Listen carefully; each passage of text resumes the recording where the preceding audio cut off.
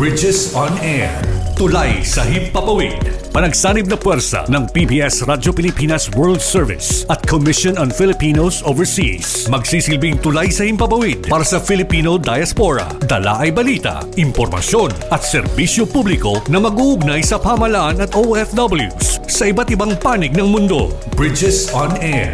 Tulay sa himpapawid. Tampok din ang mga Pilipino na nagbibigay inspirasyon, kampyon ng kultura, tradisyon at katatagan ng Pilipino sa kapwa Pinoy saan man sa mundo. Bridges on Air. Tulay sa himpapawid. Dito sa Radyo Pilipinas World Service.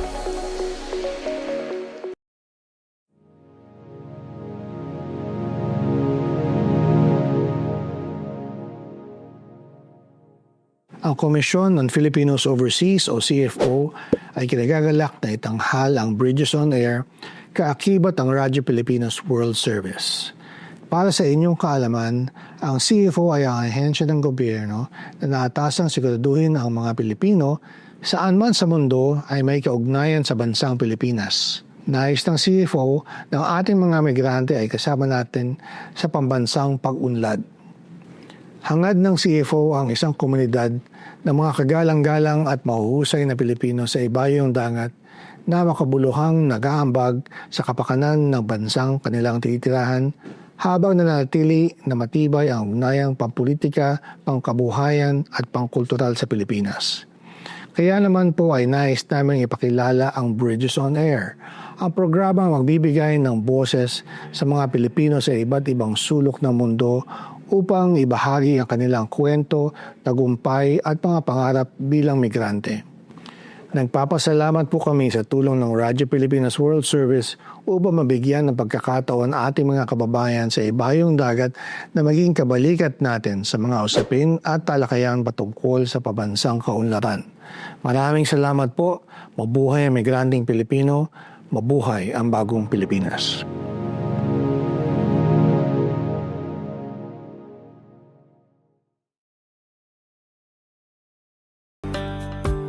Muli po, isang mapagpalang pagbati at welcome na naman sa isa pang episode ng Bridges on Air. Ang Bridges on Air ay isa pong collaborative effort sa pagitan ng Commission on Filipinos Overseas at ng Radyo Pilipinas World Service ng Presidential Broadcast Service Bureau of Broadcast Services. Kami po inyong mga lingkod, Ray Sampang at Ares Gutierrez po para sa Commission on Filipinos Overseas. Ang ating pong pagbati of course kay Secretary Clink Ang ng CFO at sa lahat po na bumubuo ng Commission on Filipinos Overseas. Kami po ay nasusubaybayan ninyo every Saturday dito sa Radyo Pilipinas World Service. And of course, may mga succeeding re-airing o replay tayo ng ating programa tuwing linggo. Ayan. Napapakinggan din po ninyo at napapanood itong ating programa sa pamamagitan ng ating Facebook Broadcast Live. Sa inyo po mga Facebook browser, type nyo lamang Radyo Pilipinas World Service. Gayun na rin, mapapanood at napapakinggan nyo sa Facebook page ng Commission on Filipinos Overseas. Sa YouTube, meron din sa ating YouTube channel. I-type nyo lamang sa browser nyo Radyo Pilipinas World Service at napapakinggan sa iba't ibang panig ng mundo sa pamamagitan ng ating shortwave broadcast gamit ang mga shortwave transmitters ng Voice of America. Ayan. So, Ares, magandang araw sa'yo. Magandang araw, Kuya Ray, at good to see you again. That's nice to see you again. Matagal din tayong di nagkasama dito sa Pero program. alam mo, itong pagsasama nating ulit na ito, very, very, very important, very memorable para sa akin. Kasi ito, nakikita mo naman to eh. Actually, naharang mo nga ito eh. So, hindi. Para sa mga sumusubaybay sa atin, abangan niyo yung ating segmentong Pinoy Ako. Sapagkat may surprise kami sa inyo. At ito ay hindi lang surprise, kundi napakahalagang panayam para sa ating mga kababayan na nakikinig at nanonood at dun sa mga hindi lang nangangarap, kundi nag-aspire, may pangarap sa buhay, nagsisikap. Yung term na resilience, dito nyo makikita. Ito ang definition ng resilience. Ito solid definition ng resilience. Saka Kuya Ray, parang ito yata, kung di ako nagkakamali, ito ang kauna-unahang segment natin na live ang guest. Yes. Ito, Dahil karamihan ng mga guest natin meron naka-Zoom. yata klaro mo si Larry Mm-mm. Karumba. Mm-mm. Nag-live na rin sa atin yun. Nag-live na Parang siya. pati yung award niyo yun eh. Oo. Si Larry. O nga pala, good morning. Hello kay Larry. Taga ano rin ako eh. Sinusubaybayan ko rin yung Facebook page niya. Okay. Pero ito, sinusubaybayan ko rin yung Facebook page niya. Oo. Actually, na-interview ko na siya before. Sa ibang programa. Sa iba pang di ba? mga programa. Oo. Pero yung nakakuha ng attention sa akin is yung meron siyang isang article na ginawa o libro na pinablish. That really caught my attention. Na talagang by hook or by crook dapat ma-interview ulit ito. Dinisenyo Direct- niya yung sarili niya para ma-attract ang attention ng mga tao. Oo. Talaga naman. So, antabayanan po niyo yan, ha? Antabayanan po Oo. ninyo yung ating segmentong itong Pinoy Ako segment mamaya. Pero bago tayo dumako doon sa ating segmentong Pinoy Ako, syempre meron tayo tinatawag na mga kaganapan mula sa CFO. And I think ang CFO ngayon, ang CFO ay nasa Baguio nitong mga lipas na araw. So, alamin natin mula sa ating CFO correspondent na nasa Baguio ngayon. Ano po? Kasama natin si Irish Joy Culbengan. Yan. Irish, magandang umaga. Hello po, naimbag na aldaw po sa inyong lahat. Ito po si Irish Joy Colbengan reporting from the newly blessed Commission on Filipinos Overseas Baguio Extension Office po dito sa Bukaucan. Yung Baguio Extension Office. Mhm. Kasama natin si Ares, ha, Irish. Hello po. Hello, Irish. Di ba dati yung saan nga ba dati ang opisina ng CFO? Dito rin po sa may Justan Centrum. Tumaas lang po tayo ng isang floor. Kumbaga po na-promote tayo. Okay. From ground floor po, tumaas po tayo ng isa. Pero the same building. Same building po. Dito pa rin po sa Justan Centrum, Bukaucan. Baguio. Alright. So, sino-sino ang mga officials ng CFO na nandiyan dyan? Nandito po ang ating chairperson. May mga bisita din po tayo, sila Vice Mayor Attorney Faustino Oloan, sila Prosecutor Rebudal po from BIR. From DepEd naman po, meron din po si Mr. Dumach Aban. Sa OWA po, ang representative natin is si Ms. Lizelle Felix. From DSWD po, Ms. Hannah Lapaan. From Justan Building naman po, yung owner po ng ating building, si Ms. Epifania Juston. And ang ating PIA po. From the media naman po, meron dito yung mga taga Baguio Chronicle Media, 93.7 Radyo Pilipinas Baguio, Baguio Herald Express, PTV Cordillera, Philippine News Agency, RPN, DZBS, and yung Manila Bulletin po. So siguro nandyan ba si PIA Regional Head Jason? Wala po, yung representatives lang po ni Sir. Representative lang. So pakisabi, hinahanap ko sila. Sabihin po namin siya po ay wanted. Okay. Oo. Alright. So, Irish, ano ba ang pinaka, sabihin nating, mandato ng ating CFO dyan sa Baguio? Sino ba ang first and foremost clientele nyo dyan sa Baguio? Ang clientele po natin dito sa Baguio ay yung mga from Northern Luzon po. Yan, sila po ang ating... So silang, kunyari, kami ay taga La Union, hindi na kami kailangan pumunta ng CFO head office sa Pasay City. Pwede nang umakyat ng Baguio. Opo, pwede na po. From La Union, Pangasinan, Nueva Ecija, Ilocos, yan po. And dito po sa within Cordillera po, marami rin po tayong mga nakikater na constituents. Ano bang mga services ang available dyan sa ating extension office sa Baguio? Ang services po na provide natin, yung mga frontline po natin, katulad po ng guidance and counseling program, peer counseling program, CFS po or yung para sa au pair natin, Country Familiarization Seminar, and ang PIDOS po natin or yung Pre-Departure Orientation Seminar na tinatawag po natin. At bakit nga ba kailangan pumunta sa CFO yung mga magmamigrate?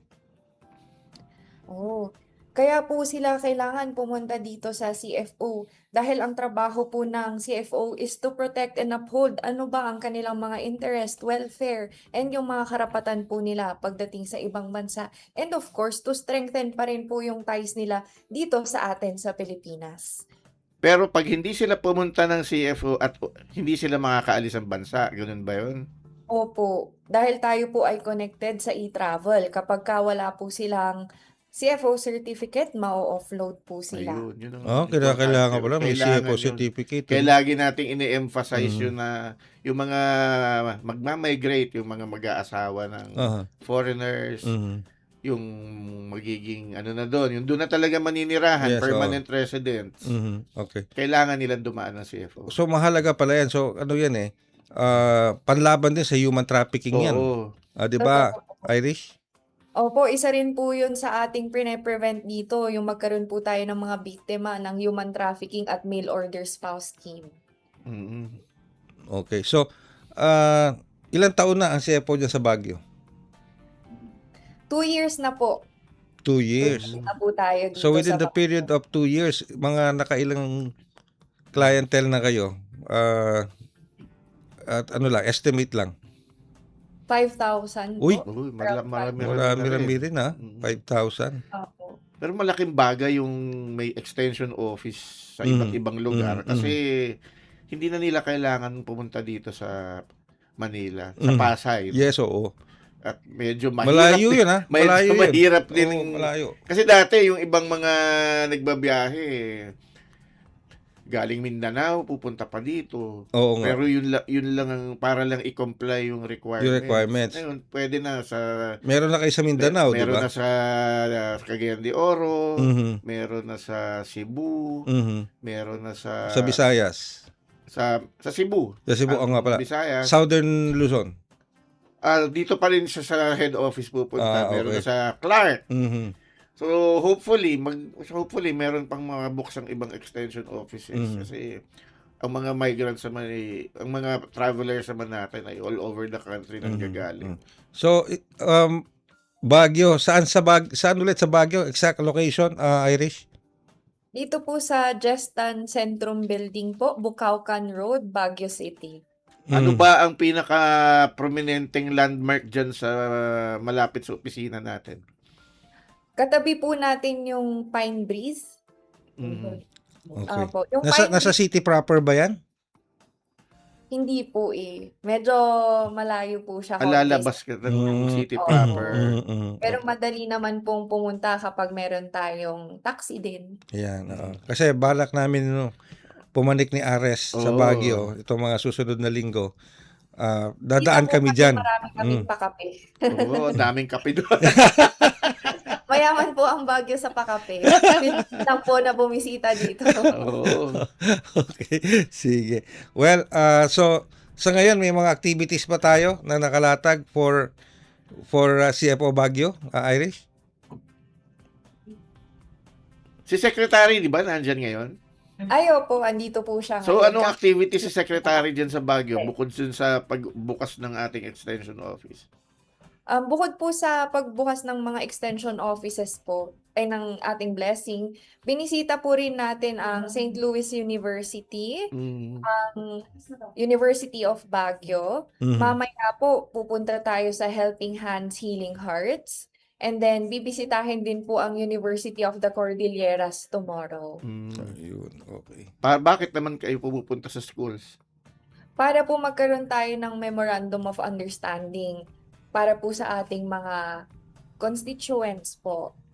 Ibig sabihin, ano ang proyektong isa sa katuparan ng CFO with the universities? Oo. Ang ilan po sa mga napag-usapan is yung universities po gusto nilang i-connect yung mga naging alumni students nila na nasa ibang bansa through Oo. ito. Katulad po ng mga nurses natin na sa ibang bansa na po nagtatrabaho. Kahapon din po ay minit po natin yung mga alumni ng mga Philippine schools overseas. Marami-rami rin po pala sila dito sa Baguio na nakatira. Nagtatrabaho din po at nag-aaral. Okay. Kasi kasi Kuya Ray, ang Commission on Filipinos Overseas yung nag-aasikaso ng mga accreditation ng mga nagtatayo ng Philippine school sa ibang Okay. bansa. Mhm. Kasi ang mga Philippine school sa ibang bansa, ang sinusunod nila ay yung Philippine curriculum. Mhm. Para yung mga graduate ng accredited Philippine schools overseas, pag dito na sila mag-aaral, lilipat na sila dito para magkolehiyo, madali na lang, seamless na, hindi na kailangang mag-remedial classes. Mhm. Kasi yung ibang nag-aral sa ibang school sa ibang bansa, hindi naman sila nagkaroon ng pag-aaral ng Philippine history, ng mga iba't iba pang courses na required dito. Okay. Alright. So, I think diyan muna natin napuputuloy yung ating Oo. panayam kay Irish diyan sa Baguio City. Irish, thank you so much sa pagsama mo sa amin ngayon dito sa Opo. Bridges on Air. Maraming salamat din po. Sige, Thank you salamat. very much, Hintayin Irish. namin yung kape. Yung kape Bisita ha, lang yung po kape kayo Irish ha. anytime. Di ba meron yung Bontok Brew? May Bontok Oo. Brew eh. Meron ba dyan? Opo, marami po tayong iba't ibang klase ng kape dito kahit magkaroon pa po kayo ng tasting. Sige. Maraming salamat, Irish. Alright, si Sige Miss po. Irish Joy Culbengan, ano po, ang ating Immigrant Service Officer 2 ng CFO Baguio Office. So, ito na po. Ito na yung ating inaantabayanan ng ating segmentong Pinoy Ako. So, antabayan po ninyo itong ating segmentong Pinoy Ako. Makakasama natin live sa studio. All the way from Abu Dhabi. Abu Dhabi. Magbabalik po kami makalipas ang ilang paalala. Bridges on Air. Tulay sa Himpapawid. Dito sa Radyo Pilipinas World Service. Work abroad? Easy money. No visa. Baka human trafficking yan. Makialam, itimbre mo. Tumawag sa 1343 para humingi ng tulong. Paalala mula sa Interagency Council Against Trafficking. Pinoy Ako. Tampok ang natatanging kaling at dedikasyon ng Pinoy na nagbigay karangalan sa inang bayan at nagsilbing inspirasyon at modelo sa kapwa Pinoy saan man sa mundo. Pinoy Ako. Dito sa Radyo Pilipinas World Service. Kaya sumusubaybay na sa ikalawang pahina ng ating programang Pinoy Ako segment dito sa ating programang Bridges on Air. Ako pa rin po yung lingkod, Ray Sampang. Kasama pa rin natin, of course, Aris Gutierrez po para sa Commission on Filipinos Overseas. a reminder lang, ito pong programang Bridges on Air ay isang collaborative effort between Radyo Pilipinas World Service at ng Commission on Filipinos Overseas. Kaya't muli ang ating pagbati kay Secretary Clink Ang. Okay? And of course, Aris, ito tulad doon nabanggit natin kanina, dapat ito talagang inantabayanan. At matagal ko na rin inantabayanan, di ba? Buti na huli natin. Buti na lang naharang mo. Buti na lang naharang mo. Kundi hindi natin siya kasama ngayon dito. Pero para doon sa mga nanonood at nakikinig sa atin, makailang beses na natin siyang na-interview Sa iba't ibang sa programa. dito sa Radyo Pilipinas World Service. And I believe na maski sa Radyo Pilipinas, sa Radyo Publiko, I think one time na-interview na rin natin siya. At mahalaga ang panayam na ito sapagkat dito makikita ng ating mga kababayan yung tinatawag na paano resilience, yung sinasabi, di ba, madalas sabihin ng mga foreigner, yung mga Pilipino very resilient yan. Tayo rin, di ba? Sabi natin, resilient ang Pilipino, kaya ang lahat ng problema sa buhay. Pero madalas narinig. Ang problema kung minsan yung ibang mga kababayan natin, sinasabi nyo lang yan. Pero mahirap talagang gawin yan. Itong makakapanayo at kasama natin sa studio, magpapatunay na kaya.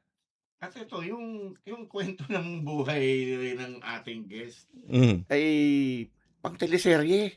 Oo nga, hindi nga, so totoo lang. Oo. Kaya dapat makinig dito yung ating mga overseas Filipino workers. Maging yung mga kababayan natin dito sa loob ng bansa. Lahat. Di ba? Yung sinasabi ng mga kababayan natin ngayon sa mga hamon natin ngayon dito sa Pilipinas, ang hirap ng buhay. Di ba? Ang ganito, ganyan.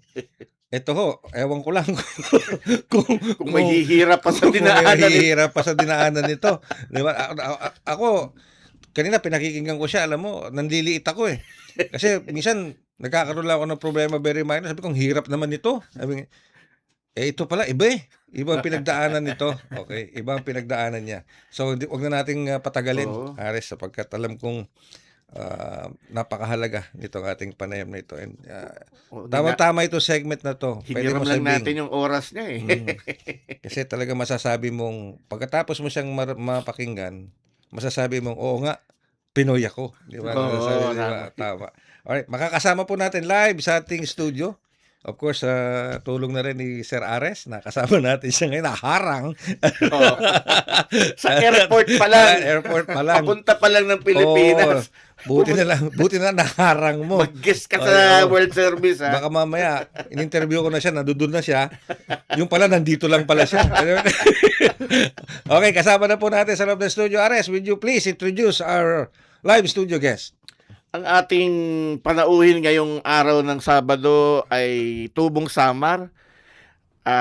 Doon siya lumaki sa Katbalogan, kababayan ni Boy Abunda. Nako, No? At napunta ng Maynila, napunta ng Bukidnon, napunta ng Dubai, ngayon ay sa Abu Dhabi siya based.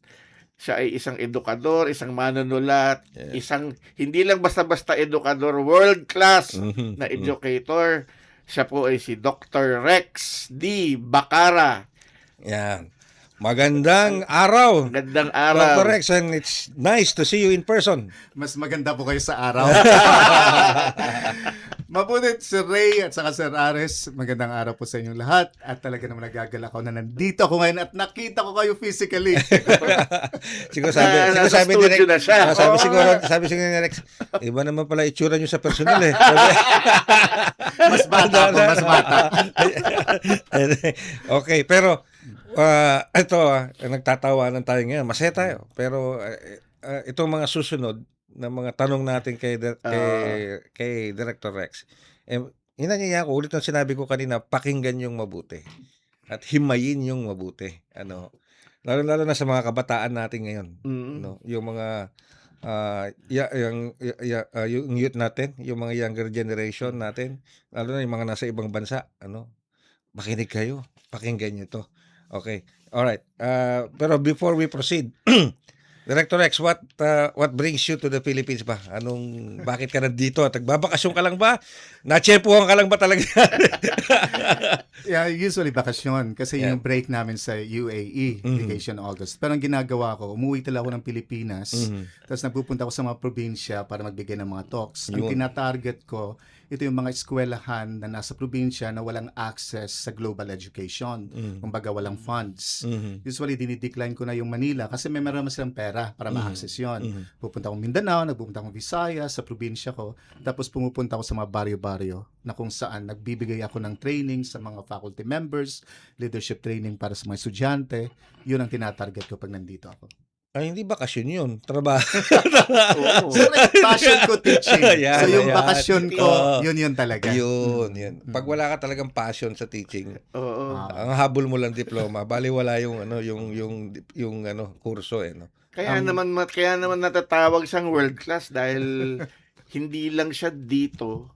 Although sikat na nga talaga siya Yes, sa yes. iba't ibang universities abroad, hindi lang sa UAE, mm. hindi lang sa Abu Dhabi, hindi lang sa Dubai. Pero bumabalik siya dito para tulungan din yung Grateful kasi Oo. ako sa naging journey ko eh. Grateful Oo. ako. At para in fact, ang regret ko is yung hindi ako nagstay ng Pilipinas kasi alam kong kakayahan ko sa pagtuturo. Pero kung hindi rin naman ako umalis, hindi na ako makakagain ng experience para magbigay dito sa Pilipinas. Alright. So, okay sa Para akin. magkaroon lang ng konteksto yung mga nakikinig sa atin. Ano ba ang profession mo ngayon sa abroad? Anong ginagawa mo ngayon? And what makes you, Rex Bacara, you sa abroad? Diba? Ganda ng tanong. Uwerte ka. Ngayon, Sir Ray, currently, nasa gobyerno ako ng Abu Dhabi. So it's a specialized institution, educational institution that caters to the young ones of the UAE. Lahat to mga locals, nagtuturo ako ng military ethics. And these are usually the children of military officers, generals, captains, etc. na trinitrain namin para maging future military leaders. So nandun ako ngayon, nakita ko ng gobyerno, nakita nila yung expertise ko. So feeling nila, makakatulong ako para sa future leaders nila. So, nandiyan ako ngayon. So parang Ares, parang yan yung West Point. Kung sa Oh, America, parang West West Point. Oo. Or feeling ko dito PMA. Yun. Yeah, PMA, Philippine Military PMA, Academy. oo. So yun yung version ng West Point Oo, doon. oo. Okay. Yan ay yung Rabdan, no? Yung Rabdan yung main campus. Yung main campus. Tapos yung Zayed Military University, ito yung project ng Ministry of Defense saka yung Rabdan Academy. Okay. Nagtayo sila At ng camp. Ikaw lang ang nag-iisang Pilipino Ako doon. lang nag-isang Pilipino doon. I'm grateful and thankful sa nangyari. So lagi niyang dala yung bandila ng Oo. Pilipinas. Okay. So alright. So nag-iisa ka Pilipino, well-renowned professor doon, teaching in a military academy comparable to the West Point ng US, di ba? Pero paano ka nagsimula? And how were you able to get there? Sabi ni Ares is taga Katbalogan ka, 'di ba? Naalala ko tuloy Tacloban, yung Oo, Yolanda, 'di ba? Na-deploy ka doon. Na-deploy din ako doon. Anyway, so tubong Katbalogan. So how was your life then doon sa Katbalogan? Nung nasa Katbalogan ako noon, namatay yung mother ko na I was 6 years old. Kaya tapos kami na lang, 5 kami. Yung eldest namin na-adopt kasi hindi kaya ng father ko na lahat kami arugain, pag-aralin. Yung youngest din naman namin, in-adopt din. So, 3 kaming naiwan. Tapos, yung namatay, lumipat kami sa isang baryo pa yata yan noon or town pa from Katbalogan, 10 kilometers away, Yabong, Samar. So, sa mga taga-Yabong. Tapos, nag-graduate ako 19. Ginapang ako ng father ko, nangunguta yung father ko noon. Hindi na nga nag-asawa father ko noon dahil nga sabi niya, baka abusuhin lang kami ng may asawa. Mga ganong mentality. So, nag-isip ako noon, sabi ko, paano ako makakatulong? Wala kaming pera. Ang Manila noon, parang land of opportunity pag nasa province ka. Hindi mo alam nangyayari, walang TV eh. Ang alam na lang namin, pag may dumarating from Manila, papuntang Katbalogan, nakabihis ng maayos, mga ganon. Parang no? So lahat, sabi ko, makapunta nga ako doon.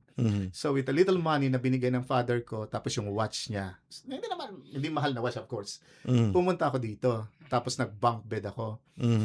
So, siguro mga 6 or 7 kami doon sa room na yon. Naghanap ako ng trabaho. Nang naghanap ako ng trabaho, na-realize ko, kahit pala ako graduate, hindi rin ako nakakahanap agad ng trabaho. Tinitingnan yung accent ko. Ito nga pagsasalita ko ngayon, I'm proud for my sa accent ko, di ba? Identity ko to eh. Pero nakita ko na parang namimili. Pag in-interview ako sa... May discrimination. May discrimination. In a way, ayoko pa sabihin, pero Oo. parang gano'n. Yung pananamit ko, probinsyano. So hindi ako matanggap-tanggap. Siguro nag-last yun ng mga 6 months. Nag-ahanap ako noon. Tapos na-scam pa ako noon sa mga magbenta ko muna ng produkto. Ganun yan. So, ang nangyari is, sabi ko, ayokong bumalik ng Samar, pero wala na akong pera. Umalis ako sa bunk bed na yon. Tapos pumunta akong Luneta. Nung pumunta akong Luneta, may nakita akong grupo. Tapos yun yung unang encounter ko sa danger. Lumapit yung grupo na yon, tapos nakipagkaibigan. Binigyan ako ng, ito, vivid ito sa imagination ko kasi yun yung first encounter ko sa ganitong klase ng buhay. Binigyan ako ng Pepsi na plastic. Okay. Tapos ininom ko, sa isip ko, wow, magkakaroon ako ng kaibigan na ngayon. May grupo ako, kumbaga. Mabait pa, binigyan ka ng... binigyan. Pagkainom ko nun, nakatulog ako. Nako. One night yun, one day. Talaga tulog. Tulog. Tapos nang nagising ako, wala na yung bag ko, wala na yung relo ko. Nakita ko pa yung grupo na yun, eh. Oo, nandun din. Grupo, di syempre takot ako noon. Maliit nga ako ngayon, lalo na nung 19 years old ako, mga ganun. Tapos umalis ako, naatiban gang ako noon. Yun. Tapos pilit ako naghahanap ng trabaho, wala akong mahanap na trabaho hanggang sa naging garbage collector ako. Yung nagtatawag din sa mga buses, sa mga Barker. Yun. Naranasan ko yun. Bibigyan kami ng coins noon, piso-piso. Tapos naging bus, ang tawag nun sa pag-waiter, yung naglilinis. Busboy. Busboy, inanahon ko rin yun. Tapos natutulog ako sa Santa Ana kasi nandiyan ako sa market na yun, paikot-ikot ako. Kargador. Basket kargador. Oo. Kahit ang liit ko noon, pasikot-sikot lang ako noon. At market. Natutulog ako dito sa Mindiola, Singalong, napupunta ako sa Velasquez. Parang yun yung ruta ko noon eh. Yung pag ganun-ganun ako noon. So, ang ginagawa ko, natutulog ako sa may kahabaan ng Quiapo, dyan sa may Mindiola, kahabaan ng Quiapo. Hindi ko nga alam na pupunta akong Mindiola eh. Doon ako natutulog noon. Tapos, tumalas yung ko noon eh. Tumalas yung pandinig ko noon. Pag may padating na pulis, pag may mga gulo, talaga naririnig ko yun. Oo. Kami lahat noon, mga batang na mga lansangan na nandun. may naman na-encounter ako mga kaibigan from Samar, Mhm. katapos yung hindi ka papansinin. Alam mo yung pag nasa lansangan ka, katapos hindi ka nakikita ng tao, kahit Mhm. nag-i-exist Invisible ka. ka. Invisible ka. Naranasan ko yun eh. Yung tipong kahit na nandiyan ka, ako hindi naman ako humihingi nun eh. Hindi ako namamalimos eh. Gusto kong kumita, Mhm. pero walang tumatanggap. So ginawa ko lahat ng yun. Mhm. Tapos doon ko na-realize, ang hirap maging pulubi, ang hirap maging mahirap. Mhm. Dahil nga, hindi ka tinitingnan ng tao, metaphorically. Mhm. Di ba? Mhm. So nag-last yun ng mga 5 years. Pag ganun-ganun ako. Meron pa akong pinatira ako sa ano nun. Nangatok pa ako sa salon ng isang kaibigan ko na naggugupit sa Tondo, sa Velasquez. Katapos, sabi niya, o sige, hindi ka marunong maggupit, mag-ano ka na lang, maglaban ng mga doon na rin ako natutulog ng salon na yan. Magwalis. Tuwang-tuwa ako doon. Yeah, Oo, oo. kasi nga, at least may natitirhan. Walang sweldo. Akong taga-luto ng pork chop. No, natutunan ko yun. Naalala ko pa eh. Tapos one day, since hindi ako magbigay ng pera, hindi ako napag-akyat, pinalayas talaga ako doon. Naalala ko yan. Maraming ganong episode sa buhay ko ng 5 years na yon. And there were so many things that I did and I decided on na ayoko nang ikwento dito because I wanted to survive. Mhm. Doon ko na-realize, pag wala kang pera, walang tumutulong sa'yo, may mga bagay na gagawin ka na masasabi mong unethical. Mhm. Pero it was a choice between trying to survive and doing certain things just to survive. Yes, that's true. Okay? Practical ako nun eh. Mhm. So, siguro, mga 5th year, nakita ko ng kaibigan ko from Samar na choreographer ng mga nagja-Japan na babae. Mhm. Okay. Okay? So, forgive the term, pero mga Japayukis. Mhm. Okay? So, sabi niya, i-introduce kita, tulungan kita, introduce kita sa may-ari ng company na to. Sabihin lang natin na tutor ka. May anak na 3 yon. Okay. Nag-graduate ka naman. Kaya mo naman yung mga basics. Mhm. So, in-introduce ako. Alam mo, siguro sa sobrang pagod ko, hinihintay ko yung nanay, nakatulog ako dun. Okay, kakahintay. bahay, Oo. dun sa, sa may pintuan. Siguro naawa. Ang Oh. nangyari, sabi niya, sige, dito ka na tumira. Meron ka tayong mga bahay doon. Doon ka na sa mga babaeng i-train namin ng cultural dance. Oo. Nakasama ko mga lahat yun. Sinasama ko sa mga bar. Doon ka natutunan para talaga yung parang hanggang sa kailaliman ng society. Mhm. Yes. Doon ko oo. natutunan yun kung paano mga diskarte ng bawat isa, anong ginagawa nila sa Japan. Mm. Pag bumabalik dito, wala rin na namang pera kasi yung mga lapad Yes, yata yes. yun. Oh, lapad. Japan, natutunan ko lahat ng mga yon. Doon ko nakita na kahit nabigyan ka ng oportunidad, pag hindi mo ginamit ng maayos, Mhm. wala ka rin pagbalik mo. Mhm. Kasi Tama. pag nakita ko yun sa kanila nung hindi pa ako nakapag-abroad, pumupunta doon, nagkakaroon ng mga pera. Pagdating dito, gastos na naman. Tapos iaano sa mga kaibigan, sa mga kamag-anak, sa shopping, lahat. Ibibigay lahat yun. One day millionaire. Oo. One day millionaire. Tapos balik naman. Vicious yung cycle Vicious na yun yun. Paulit-ulit na lang. Paulit-ulit.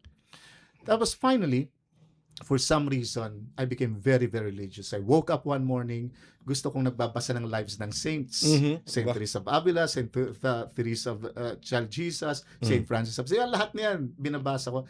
Tapos nakita kong palagi akong nagdadasal sa Santo Niño Parish Church sa Tondo. Mhm. Yeah. Okay. So nagpupunta ako doon siguro mga 6. Routine yun ha. Nakita ko ng pare, sabi nung pare, anong ginagawa mo dito? Mukhang may bukasyon ka sa pagpapare. Gusto mo magpare? Sabi ko, ayoko. Wala ko yata ako doon. Tapos sabi niya, sabi niya, introduce kita sa isang pare, Opus Dei. Mhm. Sabi niya, so Father Bobby Latorre, kung nakikinig ka or makikinig ka, sasabihan kita. Tapos, siyang nag-introduce sa akin. So, niwina-one-on-one niya ako. Fino-form niya ako spiritually. Mhm. Nangyari, sabi niya, mukhang may bukasyon ka to become a monk. Nako, okay, Oo, okay. So, without me knowing, nag-contact siya sa Monastery of Transfiguration sa Malaybalay, Bukidnon. Noon. Oo, tapos inarrange niya. Pinapupunta ako doon, obserbahan yung buhay. Mhm. Tapos titingnan din nila kung karapat-dapat ako doon. So sinabihan ko yung mag-asawa, mabait naman sila, binigyan ako ng pamasahe, sinuportahan ako, pumunta ako sa ngayon sa Malaybalay, Malaybalay. Bukidnon. Mhm. Yung monasteryo nasa top ng hill. Mhm. Okay. Tapos, tingnan ko yung buhay, gumigising ng mga, if I'm not mistaken, 2:45 in the morning, and the monks, mga 18 or 19 sila noon, gumigising and they were praying for the world. Ang idea pala noon, yung vigil na yon is, while the world is asleep, Mhm. may nagdadasal na mga monk para sa mga Pilipino, para sa mga tao. Ganon yung Okay. na charism nila. Mhm. Tapos, sunod-sunod na yan. Mass, breakfast, meron kami tinatawag na grand silence. Bawal kaming magsalita unless necessary. Mm. Ang dami nun. Bawal kaming tumanggap ng mails, bawal kaming lumabas. Mm. Tapos, ang trabaho ko nun, coffee farm. Kasi nung Okay. pinagkukunan, kaya may monks blend kami. Monks blend. Oo, Oh, ang yung kape. tag- Sila yun. Oo, Oo, tama, ano yun? tama. Okay. Tagline nun touched by the hands of the monks. Ganun pa yun. Totoo naman. Totoo naman. Natutunan kong magtanim, natutunan kong kumuha ng mga bunga ng natutunan kong magproseso. Alam ko yung Arabica, Robusta. May machine kami noon. Oh. Ganun lang nangyari, naging buhay ko noon. Tapos na-assign ako sa refectory. Ako nag-aayos ng mga plato, pinggan, naghuhugas, etc. Pero, napupukaw doon yung pagtuturo. So, every after nag-ask ako ng permission na magturo sa mga anak ng farmers. Okay. Finally, sabi ng abot, si Father Ed Africa, sabi niya na mukhang hindi ka para dito. Ang gift mo nasa pagtuturo. Nirecommend kita sa San Beda Mindiola. Sister. okay. Sister Kasi institution. Benedictines yun eh. Mm. So, punta ka doon, tapos tingnan mo kung ano magiging bukasyon mo doon. Mm. Pagdating ko, lapad ako. Pagdating ko dito, sabi ng abot, yung abot is superior, Mm. yung parang leader. Gusto bang magpare? Sabi ko, ayoko. Anong gusto mo? Sabi ko, gusto ko talagang magturo eh. Mhm. Sige, sabi, train ka namin. Sabi niya, punta ka sa Lasal, Mm. mag-aral ka ng masters, mag-aral ka ng PhD, tapos mag-aral ka muna ng unit sa San Beda, kaya nag-aral ako sa San Beda ng unit sa philosophy. Mm. Tapos nitrain na nila ako noon for higher position. So Okay. naging director ako for human resource officer ng ng San Beda Medjola. Tapos finally nakitaan nila ako ng kumbaga bukasyon talaga sa administration. Okay. Ginawa kong director for administration ng San Beda Alabang. Mhm. Kaya ito yung parang second in command. They were training me for something else. Mhm. Ayoko man sabing presidente, but that was Oo. what the abot told me then. Mhm. Kasi kinakakitaan ako ng talent na ganun eh. For some reason, siguro mga ilang years pa, naisip ko, all my adult life, nasa San Beda ako, nasa monasteryo ako. Mm. Sabi ko, baka meron pang ibang mundo. Okay. Outside. Okay. Outside. Ah. Nagkataon, pagbukas ko ng laptop ko, yung pelikula ni na Claudine noon, Claudine Dubai. Tara. Yung pelikula. Okay. Okay. Dubai. Oh, Dubai. Dubai. Sabi ko pa, mukhang maganda to. So, naghanap ako sa website ng mga Western institution. Pwedeng Okay. pasukan. Oo, pwedeng pasukan. Nagano ko ng CV ko without everybody knowing, not the abot, not the other monks. Siguro after 2 weeks, nag-email. Interviewin daw ako sa telepono, sa tumawag. Tinitingnan yung accent ko. Aral na ako noon. Nakapag-San Beda na, nakapag-Lasal na. Di ba? So, nag-change na yung accent yung lahat. Tapos, sabi niya, interviewin na ka ng presidente namin. In-interview ako agad. Sabi ng presidente, okay, how soon can you come? Uy! Ibigay namin yung ticket mo. Mm. Sabi niya, pero sabihin lang namin na i-guest ka namin as a speaker para hindi ka na masyadong dumaan ng proseso. Sinabi Okay. ng Amerikano yon. Mm. Kasi, sabi ko, sige. Kinausap ko yung abot. Tapos sabi niya, you're a solemnly professed monk. You're supposed to be here for the rest of your life. Okay. Kaya nga tayo may sementeryo sa monasteryo eh. Para doon ililibing. So, parang ayaw kanyang payagan. Ayaw. One step na lang siya eh. Oo, Okay. one step. Sabi na, may vow ka, may vow of stability ka. Monk ka na may vow of stability that the moment you enter the monastery, you need to die in the monastery. Nako, okay. Ganun yun. So, malaking desisyon yan. Bullheaded ako eh. So, sabi ko kaya, about 1 year. 1 year. I just want to see the world. Mm. Tapos, may opportunity. Walang gastos yung abi. Sabi niya, okay, sige, 1 year. 1 year. Okay? But you have to come back. Pumunta ako doon.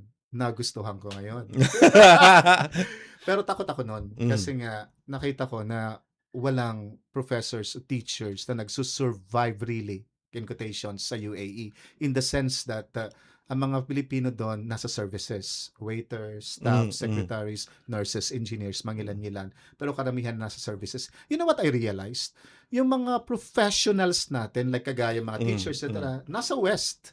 US, Canada, Australia. Okay? Kukunti lang kami nandito. Siniisip ko, paano ko magsusurvive? Kung ang competition ko, iba-ibang lahi. Yeah, oo. Diba? Coming sa Mga different, Europeans. Europeans, Americans, etc. Ang gaganda mga records. Doon ko na-realize, kailan mag-thrive ako dahil ayoko nang bumalik sa mahirap na buhay. Okay. It was out of fear eh, nung una. And then, so ang ginawa ko noon, sabi ko, kailangan kong mag-strategize. May mga binawal ako sa sarili ko noon at meron din naman akong ginawa. So, sabi ko nga, naging intentional ako sa buhay ko. The moment na na-realize ko, first year, na anytime mawawala ako. Kasi, every 2 years, kailangan namin i-renew. Wala naman, hindi naman katulad dito ang UAE na may stability sa trabaho eh. Every 2 years, i-renew ka. Kung hindi ka gusto, patay ka. And you cannot ask questions. So, ang nangyari, sabi ko, kailangan maging attractive ako. So, anong ginawa ko? Unang-una kong ginawa, pinag-aralan ko anything na related sa pagtuturo. I cannot be a master of everything. I need only to be a master of one. And I need to do it really, really well. Excellently well. Para mapansin ako. So, ang ginawa ko, sabi ko, anything na related sa pagtuturo. So, paano gumawa ng PowerPoint presentation? Required ang PPT dahil ang estudyante namin doon halo-halo. Okay. So yung hindi naintindihan pagsasalita namin, Doon mo dadalhin sa visuals. sa visuals para i-distribute sa kanila. Tinitingnan ko yung mga visuals ng mga faculty members, white background, tapos font na black. Kumbaga basic lang. Basic. Sabi ko, pwede kong paayusin to. So pinag-aralan ko yung color combination, design, animation ng PowerPoint presentation, tinaga ko yon. Wala akong pera. Ano ginawa ko? YouTube. Self-study ako noon. So ito pala yon. Ginugoogle ko yan. Gabi-gabi yan. Tapos hanggang finally paunti-unti binibuild up ko yung 1 semester, 1 year na PowerPoint presentation. Ina-upload ko sa system. Nakikita mo estudyante, iba to ah. Tapos pinag-aralan ko rin paano maging speaker. Sabi ko, every time na magtuturo ako, magsasalita ako in front of my students at kailan ma-capture ko sa pagsasalita ko, attention nila. Paano yung tonal pattern? Paano yung mga choices of words na maging attractive sa mga estudyante na naiintindihan nila? Kasi hindi ako pwedeng maging highfalutin sa mga sa mga words ko. Estudyante to Tinitingnan ko rin pag nagsasalita ko ngayon, ano yung age ng mga bata or mga yung audience ko. Tapos tinitingnan ko rin kung saan galing profesyon, anong klase matao. Lahat yun, pinag-aaralan ko yun. Tapos, pinag-aralan ko rin paano mag-research kasi required kami. Hindi ako marunong mag-research talaga noon dahil mahilig ako sa prose, yung mga articles. Okay. Kaya doon ako lahat ng yung pinag-aralan ko, anything, gusto ko maging voice sa aking field. Dahil nga sa fear ko na bumalik sa pagiging mahirap. So, lahat ng mga invitation sa akin for parties, events, etc., inaayawan ko, barkada, inaayawan ko muna. Kasi sabi ko, nandyan lang yun Pwede kong balikan yun pag-establish na ako. Okay, ayokong baliktarin yun. So, lahat yun. Nag-attend ako mga conferences. Ilang years ang ginugol ko doon. Siguro mga 5 to 6 years. Until finally, ito yung, kumbaga naging opportunity ko. Graduation ng college yun. Okay? Ordinaryong teacher ako noon. Graduation. Yung magna cum laude, Syrian, okay? Nagsalita. Dinedicate niya siguro mga 4 minutes praising me in front of the parents. May video yun. Viral yun. If not for Dr. Rex, how would we learn about ganun palagi namin? Speaker yung estudyante. Trained yun. Kasi lumalaban sa competition yun. So emphatic. Tayuan yung mga mga parents. Galing tayuan yun. At anong feeling? Napaluha ako noon Kasi ang iniisip ko noon, ito nga na-touch pa nga ako ngayon habang nagsasalita Kasi para sa akin, yun yung opportunity na kumbaga nagbigay sa akin ng buhay na gusto ko ngayon. Dahil yun. But you need to understand na bago ko narating yun, kasi yun yung testimony na hindi ko gawa gawa ng iba Diba? Hindi yung for vanity sake palagi ako nagpupusite galing sa iba So effective. Pero bago ko ginawa yon, grabe ang sacrifice na pinagdaanan ko. Na-realize ko na nang dumating itong opportunity na to, door na nag-open, ready na ako. Yes. Kasi may skill ako, may talent na ginawan ko ng paraan. So sabi ko, at least, nang nandyan na ako ngayon, after that interview, nag-open ang iba pa. ABS-CBN, pumasok. Nakita na yung video kasi nag-viral. In-interview ako ngayon. Biglang ito na yung mga magazines. Nag-aanuan. Abu Dhabi TV, in-interview ako for contributing to the education landscape of the UAE. Nangyari noon. Tapos lahat yun, speaking engagements, na-realize ko na nang pinasukan ko yung paano magsalita ng maayos, kaya pinag-aralan ko, nag-open siya ng public speaking opportunity sa UAE, abroad, sa UK, ang McGraw-Hill. Every year, pinapupunta ako sa UK, sa London. Talaga? Gastos nila lahat yon para lang magbigay ng talk sa faculty members, sa member schools under McGraw-Hill. Ginawa ko nilang digital faculty consultant for many years. Wow. Nag-open lahat yon So, na-realize ko, na yung inaakala ko na hindi related sa may mga ginagawa kong routine na hindi related sa kumbaga yung meaning and purpose na hindi ko pa makikita ko pala later on. So yung mga maliit na bagay na binibigyan ko ng excellence, later on nagkakaroon ng reward eh. Yung boring na stuff na ginagawa ko Namunga. namunga na hindi ko akalain nang binabalikan ko para siyang constellation di ba? Hiwa-hiwalay muna at hindi mo makita. Kaya tapos hindi pag tinitingnan mo, nagfo-form pala talaga siya. O mag-focus ka sa ganon. Sabi ko, so ngayon, pag may mga challenges, may mga assignments or tasks na akala ko, hindi ko naman pinapasukan ko na. Dahil sa experience ko later on, nandyan pala yung opportunity. Mga routine na yon. So dinaanan ko lahat yon. Tapos until finally, kahit social media ko kasi sinabi ko, ano bang ginagamit niyo ng mga recruiters sa UAE? Social media, tinitingnan. Pag interesado sila sa'yo, pupunta sa LinkedIn, pupunta sa Facebook, tinitingnan mo yung reputation mo. Kaya sabi ko, i-redirect ko yung yung social media ko. Instead na puro likes, puro parties, etc., papasukan ko ngayon ng voice ko. Yes, okay. I will have to make decisions, I will have to say something about my field, etc. So paunti-unti yan, paunti-unti ginaganon ko. Napapansin ng mga tao yun ngayon. Kaya sa nangyayari, na-invite ako ngayon sa mga speaking engagements, etc. Kasi nagiging authority ako sa field ko. Doon ako nakita ng Abu Dhabi government. Dahil dun sa social media. Sa social media. Tapos reputation. Kasi pag ginugugol nilang pangalan ko, puro speaking engagements. Parang yung mga ganun ba? Nag-build talaga ako ng brand. So sabi ko, kailangan ako ang maging produkto sa UAE.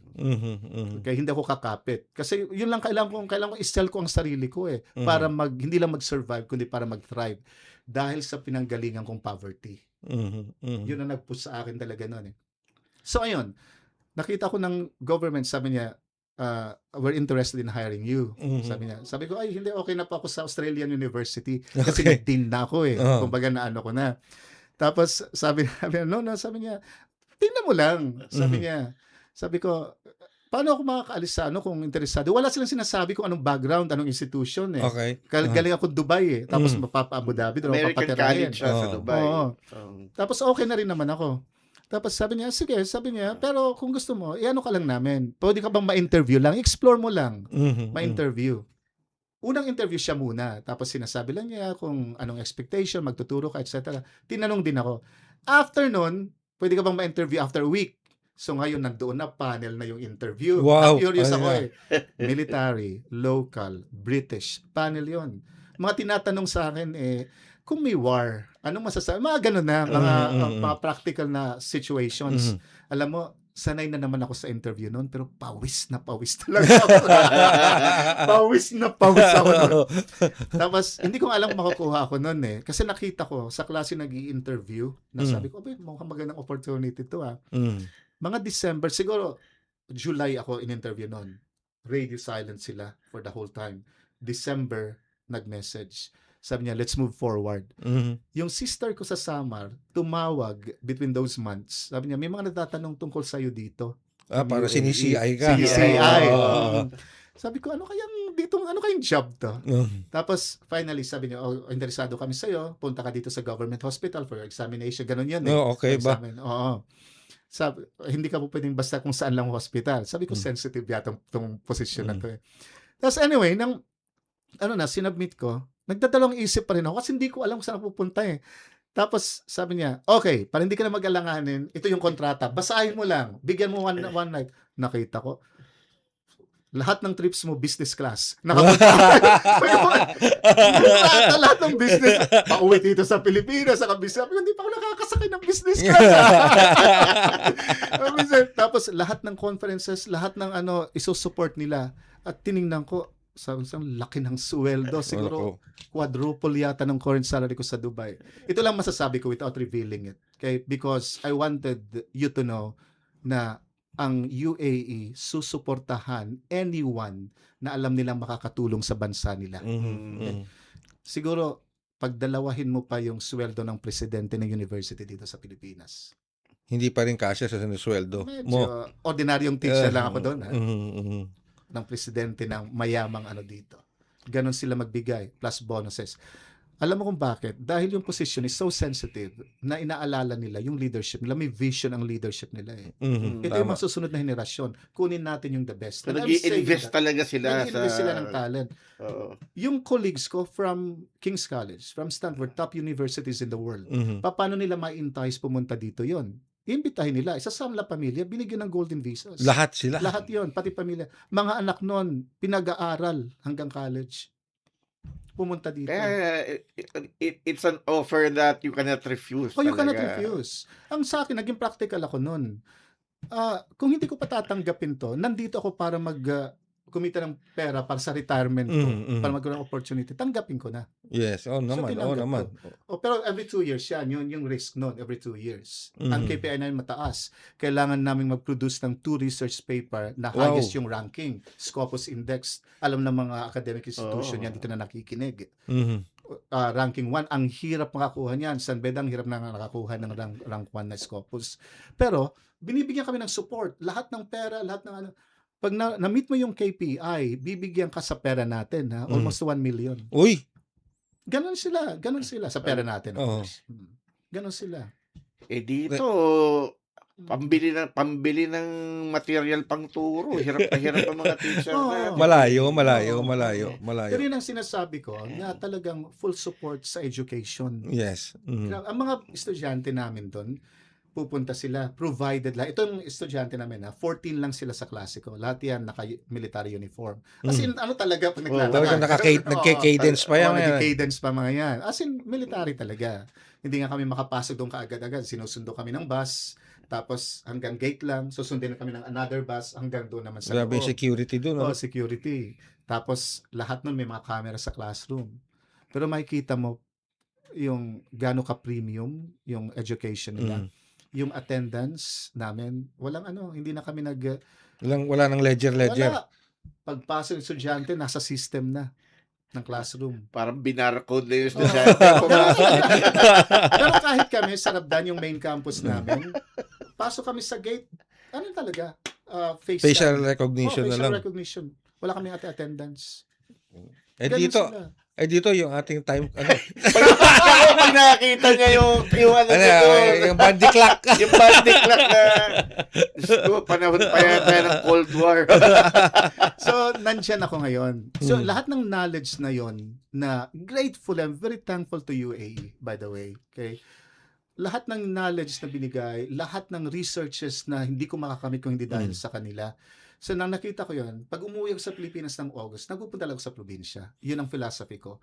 Hindi ako makapagturo dito dahil nandun ako. Pero at least lahat gagawin ko. At ginagawa ko yun for free, ha? Lahat yun. Lahat ng imbitasyon sa probinsya, for free lahat yun. Hindi ako Wow. nag-ano.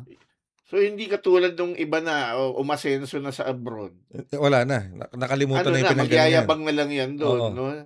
Titignan na lang yung Pilipinas. Mahirap pa rin kayo. Oo, Kasi yung mga ganun. Dr. Rex, pag tulad yan, nakabakasyon, Pero nagtatrabaho, nagtuturo. nagtuturo Yung siya. passion niya. Pag inimbita na mag-talk maski sa dito sa atin, Oo. andyan siya, gagawa niya ng oras. Evidence, Oo, nandito siya. Hinarang mo ko sa airport. Evidence, Joke lang, evidence joke lang. nandito siya. Di ba? Saan gusto ko rin makita si Sir Ray. Ayan. Tagal Oo. Kaya nga nung Nakita ko nalaman, lang to kaya sa- nga nung nalaman ko na magla-live studio si Sir Rex, tontuwa ako. Kaya asa ba si Step? Kaya nung sinabi ni Step na hindi daw si Sir Rex magla-live studio, nagalit pa ako. Sabi ko, akala ko ba si Sir Rex ang ano? Nagkalisuan sila kaya gabi. Kaya tuloy, sabi ko tuloy kanina kay Step, ikaw na lang umupo. Hindi naman pala si Rex ang live eh. Sabi, Pero alam mo, sa totoo lang, sabi ko nga pag nagsishare ako ng buhay, kasi yung gusto lang topic, kahit yung TEDx ko, yun ang pinaano sa akin. Tapos yung, dahil nga, sabi na, sobrang colorful at inspiring. yes, ang buhay yes. mo. Oh. Tapos parang sinasabi talaga na, mag-risk, saka wag kang hihindi Mhm. pag may binigyan na opportunity, no matter how difficult it is. Mhm. Palagi kong sinasabi, never ever complain. Mhm. The reason why you got hired, because nagbibigay ka ng solusyon. Mhm. Kasama yung problema eh. Pero Mm. make sure na meron kang ibibigay na solusyon sa problema nakikita mo sa organization mo. Hindi ka magdadagdag ng Hindi ka problema. magdadagdag. Be Nas- part of the solution. Oo, nasa Oo. mindset ko palagi yan. Mhm. Kaya attractive ako sa mga employers eh. Kasi daw nagbibigay ng problema. In Mhm. fact, nag-a-add ako ng solution sa kanila. That's nice. Nagsasuggest. Alright. So, pag nabibigay ako ng training sa mga faculty, sinasabi ko palagi na dapat pag tinatawag kayo, pag nandito kayo, mag-ano kayo ng talents nyo, enhance nyo pa. Kasi relationship yan eh. Oo. Mm. Pero bago ko tapusin itong segmentong to, kamusta naman yung mga kababayan natin sa UAE? Nakakahalubilo mo naman sila. Ah. Outside the university. Active ako sa community. Mhm. So, nagbibigay ako ng mga trainings doon. Tapos, usual ang gusto naman ng embassy natin. Ang embassy ang mahilig kumulit sa atin eh. Shout out sa ambassador namin na napaka-active. Alfonso Ver, okay? Napaka-active nun. Ay, madalas namin mag-guest dito yan, si Ambassador Bear. Okay. Natitext ko lang yun. Amba, sabi niya ganito. Tapos siya rin naman, pag may kailangan siya talaga, nagsasabi siya. Ngayon niya, kailangan niya akong magbigay ng, may project siya sa UAE. Gusto niya akong maging guest speaker with the other universities. Sa Sorbonne University, etc. So, re-represent ka namin sa Pilipinas. Ikaw ang pagbato. Ikaw Okay. But he's very capable, well-equipped ambassador, honestly. I can't say anything about him na ano siya. Tapos yun siya. Active ako sa communities. Mhm, mhm. Ang based doon, related sa field ko. So, trainings, workshops, etc. And resilience, katulad ng sinabi mo. Mhm. Being in the UAE for almost 20 years. Kaya nga Kuya Ray, nagpapasalamat tayo dito kay Dr. Rex kasi nung una ko siyang inimbitahan dito sa World Service, Yes. doon sa Serbisyong CFO pa Yes, oo. every Tuesday. Pinilag pa talaga. Okay. Pasok siya. Uh-huh. Hindi ako nagdalawang salita. Umuo siya agad. Mhm. Nung minsan din natin siyang naimbita sa iba pang programs, hindi siya, basta kaya ng oras niya. I can remember that. Magte-testify ako kasi na-interview ko na rin si Dr. Rex. I think that was regarding a book that you have parang nakita ko sa Facebook page niya. Yung libro na yon. Nakalimutan ko lang kung ano yung theme o yung topic nun. It caught my attention, di ba? It caught my attention to the point na sinabihan ko si Steph, contact Director Rex. Dr. Bacara, sabi ko ganyan. I don't care how you do it. Basta kailangan ma-contact siya. Kaya kailangan kulitin natin si Sir Ares mo kulitin natin at saka yung CFO. Sabi ko kasi pinakita ko sa kanya yung pinorward ko sa kanya yung nung link nung Facebook page. Ay, oo nga sir, sabi niya. Alam mo na kung bakit kita pinupuwersa, sabi ko sa kanya. Tama-tama yan para sa World Service, sabi ko. So that's yun dun yung nakita ko yung sabi natin yung depth, yung lalim nung nakausap ko si personal to sa programa si Dr. Rex Bacara. Rex na lang po, Rex. Alam mo, natatawa ako pag sinasabi ni Dr. Rex. Rex na lang kasi for the longest time, kaming mga nasa San Beda community. Kasi San Beda kami pareho. Ang tawag namin sa kanya, Dom Venard, yung kanyang monastic name. Ano monastic name? Dom Venard. Venard. Kasi ang tawag ng mga monks, Dom, yung mga brothers pa. Kasi Dom. dirty joke. Hindi. Latin yung Dominos. Kay Dominos, sinorted ng Dom. Liwanagin natin. Dominus yun. Ibig sabihin, parang peace be with your Lord. So sanay kami, yung mga sikat na basketball player ng San Beda. Isang tawag niya andyan. Kasi ano din siya, very close siya sa students. Wala siya doon sa high status o high pedestal na wala sa akin yan. Wala sa akin. Walang ganun. Open door siya, ang policy niya nung nasa San Beda siya. Kaya lahat ng estudyante, may sikat ka estudyante, hindi ka sikat. Honor student ka, ordinary estudyante. Punta kay Dom Benard. Sabihin mo lahat ng problema mo doon. Sa akin kasi titles, they come and go eh. At least ang integrity mo ang kailangan. Regardless of who you are, regardless of your preferences, regardless. In the end kasi, the last sunset of your life, Yes. God will ask you, what have you done? Palagi nasa isip ko yan eh. With all the gifts I've given you, have you finished the race? Yun ang tanong, di ba? With all the gifts I have given you, have you finished the race or did you finish the race? So ikaw lang ang makakasagot nun, di ba? Kaya nga, alam mo, Kuya Ray, yung sinabi ko kanina nung nag-uusap tayo sa labas, ang laki talagang loss sa San Beda dahil siya yung ex-future president siya ng university. pero sabi nga niya, 'di ba? Malaki yung malaki yung malaki sa- kapalit. Oo. Kumbaga, if one door closes, another one opens. Pero hindi Parang naman niya ganun. kinakalimutan din yung Oo. San Beda. Ay, hindi. Pero Oo. nagbibigay ako ng talks lagi sa San Beda. Oo. Wow. Sige. Samo hindi kasya yung segment Kulang natin, eh. kulang. Baka pwede mong pabalikin sa next week. Kung nandito pa siya. Anytime. Baka nga pwede mo siyang bigyan ng... Hindi nga. Kala mo, naunahan mo ko eh. Parang mamaya kakausapin ko na siya eh. Oo. O nga pala, shoutout kay Miss Hilda Arenas ng Ireland. Doon sa, Tuloy na. baka itong buwan ng August or September, magkakaroon ng programa, Tara na sa Ireland. Yan. So yung mga kababayan natin doon sa Ireland, ha? Yan. Tuloy din. Yan, ha? At sa tulong na ng Commission on Filipinos Overseas yan. Okay? Dito din yun sa Bridges on Air. Sa Bridges on Air. So, malamang, magkakaroon na rin ng sariling programa si Rex Bacara sa Radyo Pilipinas World Service. Maski na live doon sa UAE. Di ba? Anything for our country, anything for you. Anyway, thank you very much, Thank you, Rex. Thank you so much. Alam mo, napaka inspirational.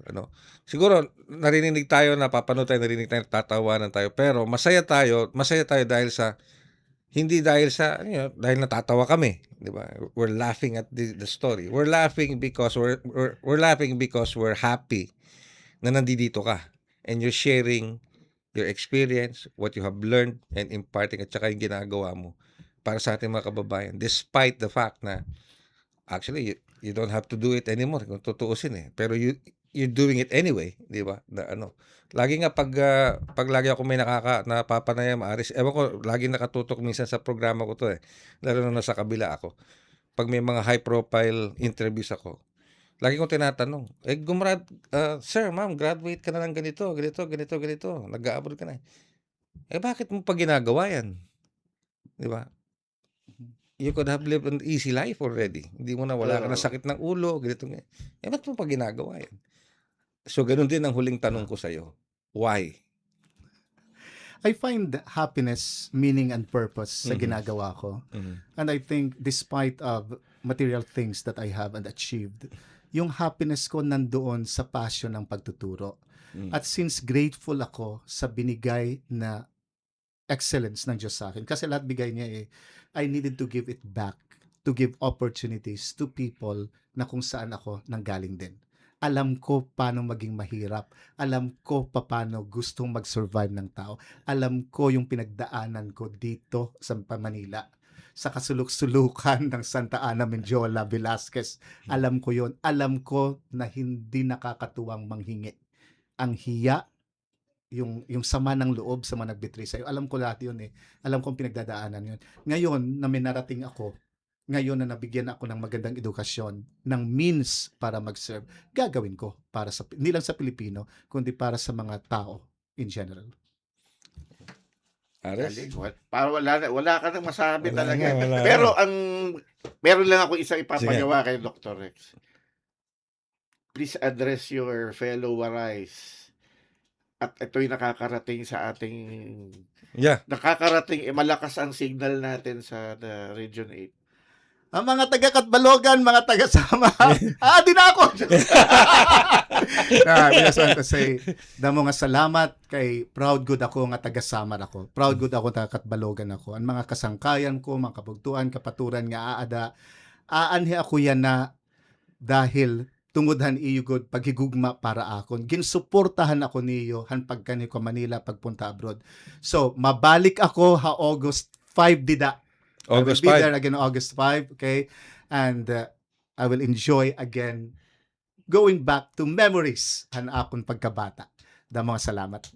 Alright, sige. So August 5 ba? Yung mga waray. Waray. Tabayanan nyo. After Boy Abunda, siya yung totoo to. May mga talks na ako doon na nakabang. May mga nakabang na akong talks doon sa Sabang. Talaga naman. Kailangan pala maunahan ko ang... Oo, Kailangan maunahan. Baka maunahan pa tayo. Sir Ray, anytime, anytime. If you need me, anytime. Oh, thank you. Expertise, Thank you very resources, much. Kung ano man hanggat makakaya ko bibigyan. Thank you very much. Thank you very much, Rex. Malaking addition yan sa atin. Yes. Ares, thank you very much. Maraming salamat, Kuya Ray.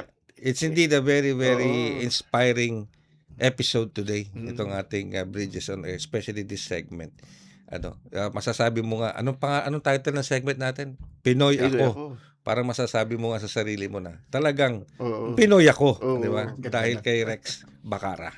Maraming salamat po sa inyong pagsubaybay sa isa pang edisyon ng programang Bridges on Air. Sa ngalan po ng ating production team at maging sa ating master control side, kami po ang inyong mga lingkod. Ako po, Ray Sampang. Ares Gutierrez po. At thank you again po sa Commission on Filipinos Overseas, kay Secretary Clink Ang at sa lahat na bumubuo ng CFO. Again, maraming salamat at hanggang sa muli sa isa pang edisyon ng Bridges on Air. Bridges on Air. Tulay sa himpapawid. Panagsanib na puwersa ng PBS Radyo Pilipinas World Service at Commission on Filipinos Overseas. Magsisilbing tulay sa himpapawid para sa Filipino diaspora. Dala ay balita, impormasyon at serbisyo publiko na mag-uugnay sa pamahalaan at OFWs sa iba't ibang panig ng mundo. Bridges on Air. Tulay sa himpapawid. Tampok din ang mga Pilipino na nagbibigay inspirasyon, kampyon ng kultura, tradisyon at katatagan ng Pilipino sa kapwa Pinoy saan man sa mundo. Bridges on Air. Tulay sa himpapawid. Dito sa Radyo Pilipinas World Service.